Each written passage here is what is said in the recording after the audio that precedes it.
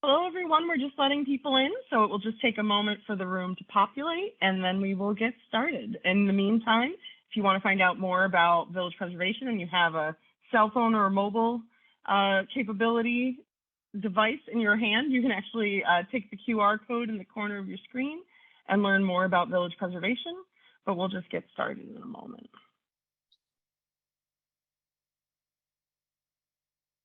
Great, the room's still filling up, so I will just take the moment to tell you a little bit about your Zoom room so you can set it up as we get started. If you mouse over the bottom of your screen, typically, if you're on a computer, it might be in the bottom of your tablet or phone or the top right-hand corner. You can change the view. So we're going to be showing slides, and then you'll see our presenters as well. So please feel free to move your screen around. We can't control that, unfortunately, so you're on your own for that, but let me know in the chat if you have any issues. And then two other things, please feel free to use the chat to let us know where you're coming in from today, get to know each other, and also use the Q&A pane to ask questions. We'll have time for Q&A at the end. So before we get started, I'm just going to tell you a little bit about village preservation. My name is Leanne Gibelli, and I'm very happy you are all here with us today. I'm the Director of Programming at Village Preservation. And so while you're chatting, letting us know where you're calling in from, here's a little bit about village preservation. We've been documenting, celebrating, and fighting for the preservation of Greenwich Village, the East Village, and NoHo since 1980. We work to expand and extend landmark and zoning protections and stop inappropriate development, while also encouraging appropriate development in our neighborhoods. We have secured landmark designations for more than 1,250, and I'm new to the organization, so I don't feel bad about bragging about this because it's a lot of other people's work. 1,250 buildings in our neighborhoods and zoning protections for nearly 100 blocks. We also host programs like this, about 75. Most of them are free, and we'll hope you'll join us next month. We're actually doing a really cool thing with James Nevius on yellow fever. That is a paid event, but then we also have a bunch of free tours coming up, and those will post soon. Our events cover a wide range of topics focused on the history, architecture, and culture of Greenwich Village, East Village, and NoHo, and the important role historic preservation plays in our community and our lives. We look to examine the role of everything from local small businesses to independent cultural institutions, civil rights and social justice movements, talking about voting today, and great artists, and the legacy of our neighborhoods. So we are a member-based organization, so that's why that QR code is there. So find out more about us at villagepreservation.org/join, or use the QR code, and we would appreciate any support you might give us. But that said, I'm going to stop sharing this screen and bring up our lovely slides from our wonderful partners here at the League of Women Voters of the City of New York. And I'm very happy to turn things over to Diane Burrows, who's going to lead us through today and get us ready for the next big change. Diane, so take it away. Great, thanks, Leanne, and thank you everybody for being here on this lovely, lovely, hot, sweaty day. It's good that we're indoors and we can do this together. So what we're going to really spend time talking about today is redistricting right here in New York City and also New York State. And we at the League of Women Voters, we are a almost 103-year-old organization, and our focus is voter rights, voter engagement, civic engagement, advocating and lobbying for some of really the same issues that you all are interested in, as well as women's rights, criminal justice reform, environmental justice. And so please feel free to join us and participate with us. We certainly have our work cut out for us moving forward into the next several election seasons. So today, though, our focus is on redistricting. And what we're going to really look at, Leanne, we can go to the next slide. Great. What we're really going to look at today are all the questions, right? Why do we redistrict? When do we redistrict? How do we do it? What's the impact? And we're going to take a look, as I said, at a little bit on the federal level, but not much. We're really going to focus mostly on the state and the city. Next slide, please. So first of all, let's look at what the Constitution says. The Constitution says that every 10 years, the government must do a census to count all the people living in the United States, and that this count must be used to determine federal allocation of funds, and that's funding for all kinds of services to provide for the people of this country, healthcare, education, childcare, every federal program you could possibly name, infrastructure, all of that, that money is allocated based on the census numbers distributed to each state. So that's really important to remember. But the count, the census count, is also used to reapportion the country. And if you think about the whole United States as a giant jigsaw puzzle, each piece of the jigsaw puzzle must be relatively equal population. So we have, by law, 435 congressional districts in the whole United States, and each one of those districts must be approximately 700,000 people. So that's where that image of like the jigsaw pieces kind of fits together. If you look at the next slide, you'll see more of what I mean. This map shows you, this is since 2020 redistricting, since the 2020 census. So you can see that here in New York State, we used to have 27 congressional districts, but because we were undercounted in 2020, we actually lost one congressional district. We know we were undercounted, but the census, of course, in the midst of pandemic, we lost a seat. When you look at states like North Dakota and South Dakota, they only get one congressional seat because their population is literally just about in that range of 700,000 people in the entire state, or certainly about 1 million. So they do not get a second seat. If you look at some other states, like Texas gained 2 seats, California also lost a seat, a congressional seat. So what we have to do is, when you think about what's happening with redistricting, keep in mind that our share of these 435 congressional districts is now 26. So our voice is somewhat diminished. So we've got to get even louder. And of course, each one of these districts is going to represent approximately, for New York, about 717,000 people. Next slide, please. So now, when you think about those 435 congressional districts, now let's just take a look at each individual state. So let's obviously just focus on New York. So within New York State, the result of the census tells us that the 63 state Senate districts that we have are going to have 310,000 people each in each one of those. And we'll talk about how those are going to be districted.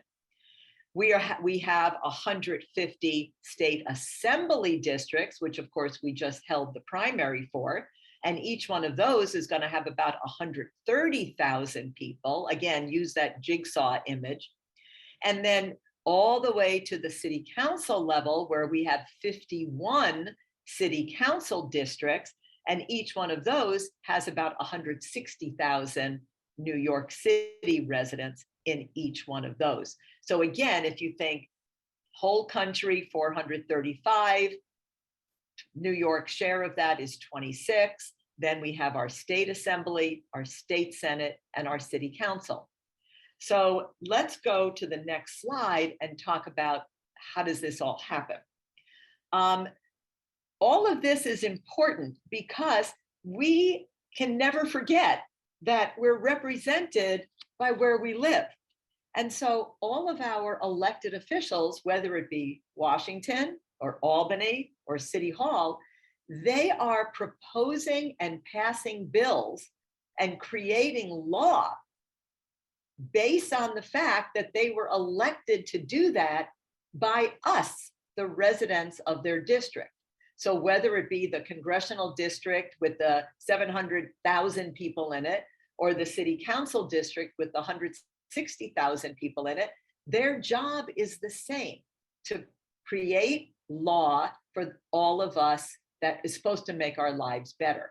In addition to that, the reason why we need to care about redistricting is that some of these elected officials, like the Senate, gets to confirm presidential non-elected officials, and as we all know, justices. And so we elect the Senate, but the Senate has the power to approve these non-elected officers and judges. So the power of our voices really matters when it comes to who is representing us in our districts. The next slide, please. So why is this a problem sometimes? Because sometimes our voices get diluted by what, of course, we call gerrymandering. And gerrymandering is the deliberate manipulation of district lines to move these district lines to affect political power of certain groups within that district. And there are two forms of gerrymandering. One form is called packing. And in packing, what they do is maliciously draw the lines of a district to pack into that district the voices and the people who they want to have the loudest voice. The opposite of packing is cracking. And what that means is the district lines are redrawn. I'm going to show you that in just a second. The district lines are redrawn to dilute the power of certain groups by putting them into many, many different districts to make their voices softer. If you look at the next slide, you'll see exactly what I mean. This is an example. So these are, if you look at the solid lines, these are the Asian American communities in New York City, identified through census and other gathering of information.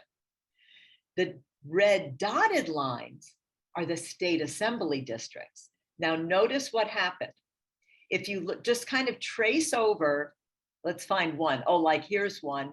If you trace over the blue line of the assembly border district, and you see the way these districts separated out Asian communities. So like this one literally split this community into three different. Here's one divided up here. You can see outside the district here. So this is an example of cracking, where a district is created for the purpose of separating out what we call communities of interest to weaken their voices. Next slide, please. So what do we do about this? Basically, to fight gerrymandering, and of course, this is and we'll talk about what's happened now in New York State, what's happening now in New York State. But basically, when groups and public interest groups and political groups decide to fight what we consider gerrymandering, they usually do this based on two arguments. The first one is based on that the gerrymandering was actually racially based. And that can be fought because of the 14th Amendment and the Equal Protection Clause in the 14th Amendment. So groups have been very successful in fighting racial gerrymandering using the 14th Amendment. Partisan gerrymandering is a little bit tougher. Partisan gerrymandering is when a particular district is split and gerrymandered based on political party or political affiliation of the people living in that district. So we've all heard about, districts that were sort of traditionally democratically controlled or Republican controlled, and those get split up in this partisan gerrymandering. This is a little tougher, but they pursue lawsuits using the 14th Amendment and also the First Amendment using freedom of speech. So these are different ways that we can fight gerrymandering by using these arguments. So let's look at the next slide. And now let's really talk about, well, what the heck happened here in New York this year? So this is, I think, what everybody needs to know moving forward. First of all, we have to go back to 2014. because in 2014, if you remember, we passed a constitutional amendment in New York State that established a plan for redistricting for 2020. So it was passed in 2014, but the first opportunity for it to be used was, of course, 2020, because we only do it once every 10 years. So this constitutional amendment, to refresh your memory about it, said that each district, as it would be redrawn after the 2020 census, that each district must continue to have equal population, or basically equal population, that the districts must comply with the Voting Rights Act of 1965. Each district would be compact and contiguous to the greatest amount that it possibly could. By that, they meant as regularly shaped as possible, and that the district would be self-contained and contiguous. There would be an effort made to protect these communities of interest that we've been talking about, and also to protect municipal boundaries. So, for example, there was a situation in Queens where literally a high school existed in 3 different state assembly districts, one high school building. It was sort of on the corner of 3 different districts. And the high school principal testified at one of the hearings and said, who do I go to when I need help? I'm in 3 different districts.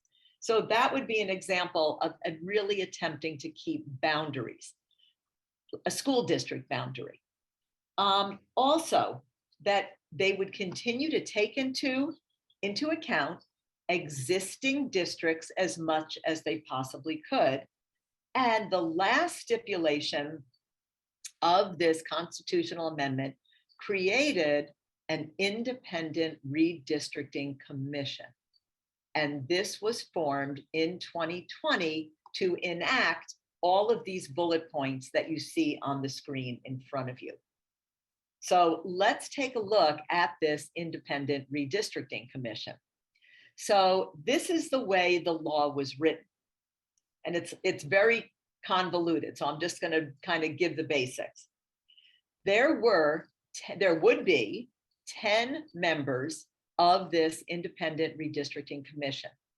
The first 8 members would be appointed by the Speaker of the Assembly, the Assembly Minority Leader, this is all in Albany, of course, the State Senate President, and the State Senate Minority Leader.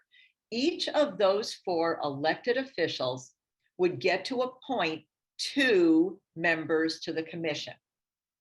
Then, once those 8 members were seated, the 8 members, would elect 2 additional members. And these 2 additional members could not be members of a political party for the last 5 years, and none of them could be elected officials, elected legislators. All right. So this commission was seated. Then let's look at the next slide, please. Then what happens is, according to this constitutional amendment, the Independent Redistricting Commission was to do its work. They were to create the new maps. Once the new maps were created, and this would be congressional, state Senate, state assembly. Once these new maps were drawn, they would send them to the state legislature for approval. The governor would then sign it. Or it could happen, according to the law, that they would submit their maps to the state legislature, and the state legislature would not approve it. They would disapprove it. In that case, the state legislature would send it back to the Independent Redistricting Commission to try again. If they failed again, then the legislature could take over. Another thing that could have happened is that the legislature could have approved the maps, and then the governor could have vetoed it. And then the legislature maybe would have failed to override a veto. So if that would have happened, then the legislature would then take over the process. So that's the way the constitutional amendment was written. Okay, now, what actually happened in New York was something quite interesting. And I apologize for how much is on this slide, but I couldn't think of a different way to do it without showing you every step of the way. So what actually happened in New York State was the following. By January of 2022, the Independent Redistricting Commission could not even agree on a map to send.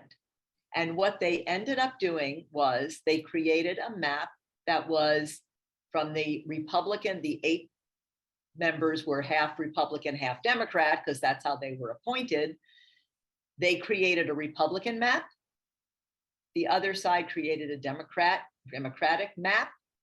They ended up submitting both maps to the legislature because they could not agree to a map. Then, when that happened, that then triggered this whole series of steps. So the next thing that happened was the legislature revealed plans of their own map. So the state legislature looked at the maps from the IRC, created their own map, which were very partisan in terms of being kind of eliminating a lot of Republican seats, actually leaving the Republicans with just 4 out of possible 26 seats, and then switching around districts to the point where there was a lot of controversy. What happened then was our governor, Governor Hochul, signed these maps into law. And then in February, the legislature, it was approved on February 4th. Then what happened, so that was on February 2nd, then February 3rd, the governor signed it, and February 4th, it was all approved. Then, of course, we had lawsuits getting filed. So on February 5th, the Republicans filed a lawsuit claiming that these were gerrymandered districts, that they were partisan gerrymandering. At that point, the judge invalidated all the maps, the congressional map, the state Senate map, and the state assembly map. And this was Steuben County Judge Patrick McAllister on March 31st, that they were all void and could not be used, and ordered the legislature to fix it by the April 11th deadline. The Democrats filed a countersuit. They appealed the decision. And days later, the same different judge, Stephen Lindley, issued a stay in the proceedings that allowed the petitioning to proceed as if nothing happened. In other words, they were just going to go ahead with the old lines. Then the appellate court agreed with McAllister on April 21st and determined that the congressional maps were unconstitutional. Then we had the special master appointed. The special master was appointed. His name is Jonathan Service, and he is a PhD in political science and been involved in redistricting in a lot of states. And he got to draw the new maps. Now, when he drew the new congressional maps and the new Senate maps, that's what triggered the separation of the primaries, because these maps could not be ready and people could not get their petitions filed in time for the June primary. So that's when we ended up establishing the August primary. However, the state assembly map was also deemed unconstitutional, but it was too late to stop that election. So those lines are going to be redrawn by the 2024 state assembly elections.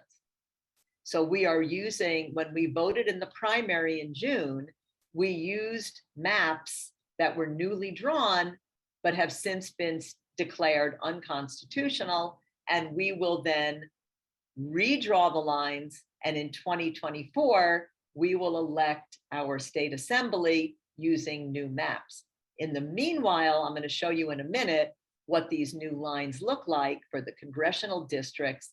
And we'll talk about the city in a minute. So that is what the process did. It was obviously a breakdown in what should have been, but that's where we stand right now in New York State. Let's go to the next slide. So here, I want you to look at this, because these were the 2010 drawn lines. So these are the original lines that we used from 2010. Now, Leanne, if you just click on where it says special master map.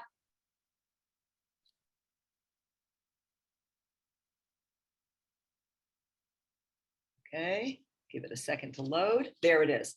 Okay, now you're looking at the new 2020 lines. Now, what you can notice here, and I don't know if we could bring, I don't think we can do this, but if you sort of take a look, like for example, if you look at what the special master did, was the special master basically took the 10th district and the 12th district and elongated them going east to west rather than north to south. And if you want to maybe click back, Leanne, to the previous map, I'll show you what I mean.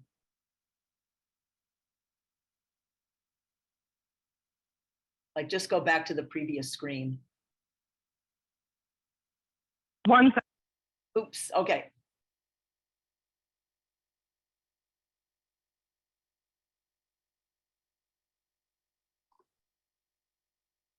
There it is. Okay. So like if you look at look at 10, look at 10, look at 12. Okay. And now go back to the special master map. Oh, good. Yeah.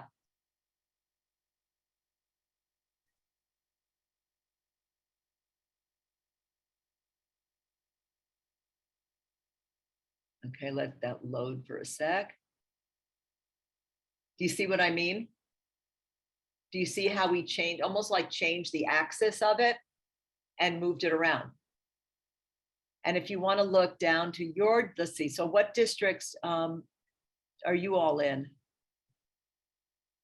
Down here, yeah, right. So you can see when you look at this kind of just sort of like airplane view, and you think about what the Independent Redistricting Commission was charged with, this is the new map done by the special master. But when you think about the constitutional amendment about the districts must be contiguous, they must be compact. You could see like, okay, you know, yes, they are contiguous and compact, but what did they do to communities of interest? Did they split communities of interest? Did they respect communities of interest? You know, did they respect existing districts? There's a lot of controversy surrounding this. This is a fabulous page. So if you want to sort of bookmark this page, you know, then you can like really play with it. Because if you know, when you zoom in and you look at the streets and the grid and the streets, that then you could really, really see what the neighborhoods, you know, what it did to the neighborhoods and who it's combining, you know, who it's putting together into independent districts. Okay, good. So let's go back and look at the next slide, because what I'd like to do now is show you New York City. So what we've been looking at up to now has been the state, right? I mean, national, so the congressional districts, state Senate, state assembly, and then right now in New York City, we have the creation of the New York City Redistricting Commission that just started its work recently. And they, as of 6 days ago, on July 15th, released their maps. But I just want to, before I show you their map, I just want to show you the differences between the New York City Redistricting Commission and the State Redistricting Commission. So we said the State Commission has the 10 members, 8 appointed by the legislators, 2 voted in by the committee itself. In the city, we have a 15-member committee, and it's in the city charter, so it's, like our city constitution. 8 are appointed by the city council, and 7 are appointed by the mayor. Now, just going back for a minute to what we talked about at the very beginning this evening about how important our voices are, this is a perfect example.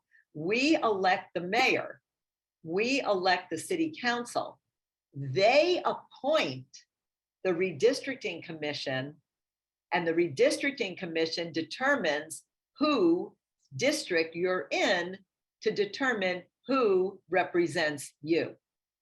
So this is why when we say your vote matters, your voice matters, this is exactly what we're talking about, the power of your voice to elect the mayor, to elect the city council, because they're the ones who are going to get to determine what district we're all in, who's representing us on the city council.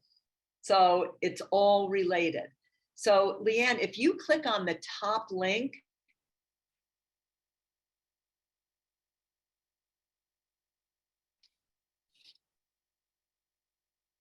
so you can see this was just released the other day on July 15th. This is their draft of what the 51 city council districts are going to look like. So again, I know it's kind of hard to see it, but you can go to this website and play around with it and just keep expanding it out and expanding it out, and you'll be able to see the neighborhoods that get separated or that get put together to create these 51 city council districts. Now, interestingly, this is a draft. And so when we think about this, this is where we need to be really very vocal, because when you look at these and you study these, you might say, okay, this looks pretty good. The community of interest that I care about is represented in this district. It's contiguous, it's compact, I'm happy with this district. And you can reach out, they're going to be holding hearings. You can go to the city council website and follow it and voice your opinion that, yes, I think this is a good map of my district, or conversely, this is a terrible map for my district. What were you people thinking? And let's try to make a change, because this is just a draft.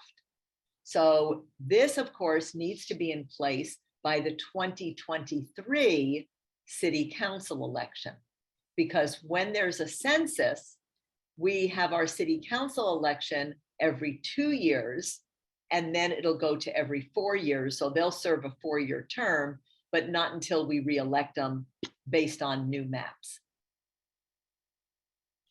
Next slide, please.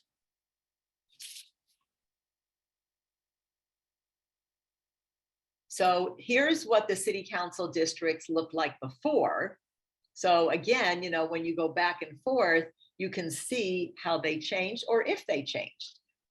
Again, it's all based on population and how they shift the line. They've got to get about 160,000 people in each of these districts. So how they shift the lines to do that is what could affect the power of our voice.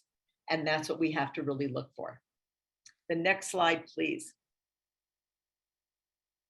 So to wrap it up, we can still have a voice in this. We can be vigilant. We can really, again, attend these hearings. And they'll all be on Zoom, so that makes it easier. Stay involved in your community. Monitor what your elected officials are talking about with these districts.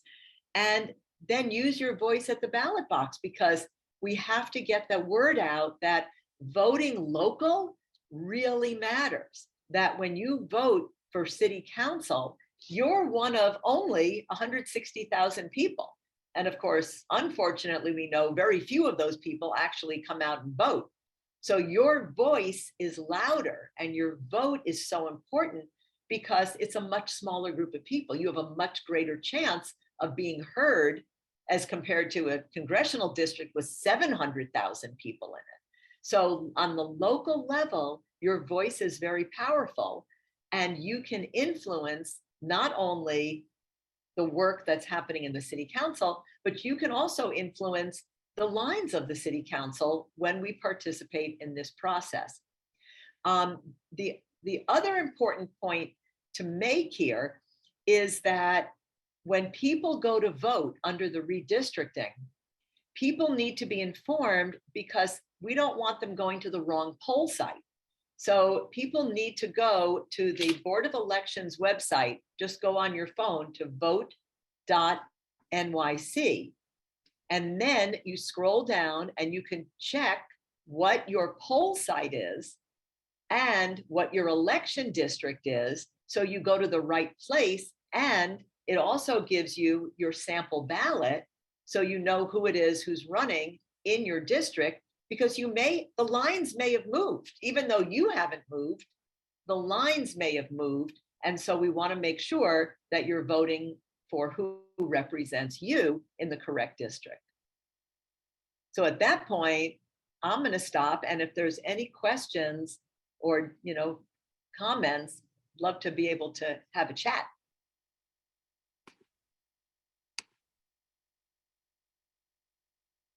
Diane, thank you so much. I thought I knew everything and I didn't know everything. So thank you. And also especially including the city council, because that is hot off the presses right there. Hot off the press. It really is. It really is. And that's where we have the greatest influence, right here locally. So we don't have any questions, which I'm shocked, because I know some of you on this call. I know you have great questions and are probing minds. So feel free to type any questions in the chat or the Q&A if you can't find that. Diane, could you remind us what is the date of the election in August? Okay, so election day is August 23rd, but remember, we have 10 days early voting. So really, you can start voting in person on August 13th. So the other thing to remember is the rules. And if you go to vote.nyc, you'll see all of this information about the new rules. So for example, during pandemic, anybody could apply for an absentee ballot. You could get your absentee ballot, and then you could decide you were going to go vote in person anyway. You can't do that now. Now, if you request an absentee ballot, you can't vote in person. If you do go vote in person, they will give you a affidavit ballot. And if they see that you never filed your absentee ballot, then your in-person ballot will count. But it used to be you could send in your absentee ballot and vote in person, and only the in-person one counts, of course. But now they say you can't do that. So check out vote.nyc. It will also, like I said, you'll find your poll site, you'll find your sample ballot, you'll find all of these little changes. The last, and of course, moving into November, same thing, the last date to apply for an absentee ballot. So all of those dates, all those deadlines are really important to remember. But early voting is great. You can go, you have to be careful of the hours. They're not the regular election day hours, 6 a.m. to 9 p.m. It might be 8 to 5, or it might be, 9 to 3. So you just have to check that. And again, it's all right here at vote.nyc. Yeah, the last primary, my husband and I were going through the ballot and looking up all the judges and all that stuff. You want to know what's on there before you're in the booth. Exactly. Great. Well, Linda, I think Linda might have a question, but I can't unmute you, Linda. So maybe you can type into the chat if you have a question. And any other questions before we let Diane? Diane's been doing a world tour today, I feel like. Diane, so thank you so much for joining us this evening. No, this is great. I really appreciate all of you and the work you do. Yeah. I mean, we just being citizens and caring about our community means we need to be thinking about voting. This is completely nonpartisan, just know when and where you're going to vote and what all those things come in. And I wonder, I do have another question, Diane. When the special, like, because things went kind of wonky this time, do we know what would happen is it 10 years from now? So we're not thinking about it yet. Like, kind of what's the repercussions of what happened? Do we know? That's a really good question. I mean, what could happen is the state legislature could decide they want to amend this amendment. If they did that, though, remember the process in New York State to amend the Constitution is that it must be passed 2 consecutive legislative terms, and then it has to come for a vote to the public, us. So it's going to be a 3 to 4 year process. If they decide to do that, they have time because the next census is until 2030. But there's always that possibility, or we don't know, I mean, people a lot, who are much more involved in this might have more insight, but at this point, we really don't know because we haven't really finished the process yet, because now we have to redraw the assembly lines. We have to, there are still lawsuits that are pending about the constitutionality of some of these districts. So all of that dust has to settle, I think, before they can determine if they want to amend this amendment or if they want to stick it out another 10 years. I mean, and because it only happens every 10 years, what's the mood of the state legislature going to be moving forward? We don't know. Yeah, I think that's so interesting. And those things that you connected, and we can have this kind of be the last thought, but the way you connected, like who you vote for the assembly is not only that, it's also going to impact these lines and things. Yeah. I think it's helpful. Like if we have 10 years from now, let's not forget that this is going to come up again, and when you think it's every 10 years, we redraw the line, but we elect a new assembly every 2 years. So we're stuck with the line, whatever lines end up being drawn and approved, we're stuck with that until 2032's election. So that's the impact of that could be really, really important. Yeah, I mean, that's what I'm walking away with. And I didn't even realize the assembly trying to track all of this is so complex. So thank you for breaking it down so clearly for us this evening. Thank you. Thank you. This is great. And if there's any other questions, just email them to me, Leanne, and I'll try to get back with answers. Great. So everyone on the call, you'll get the follow-up we usually do. Send us your feedback. If you have questions, I can pass them to Diane and we will let you know. But thank you all for joining us between the reins on Zoom. And Diane, thank you for your work and thank you for sharing that with us. Thank you. Anytime. Have a good evening, everyone. Bye-bye. Bye, everyone. Thank you.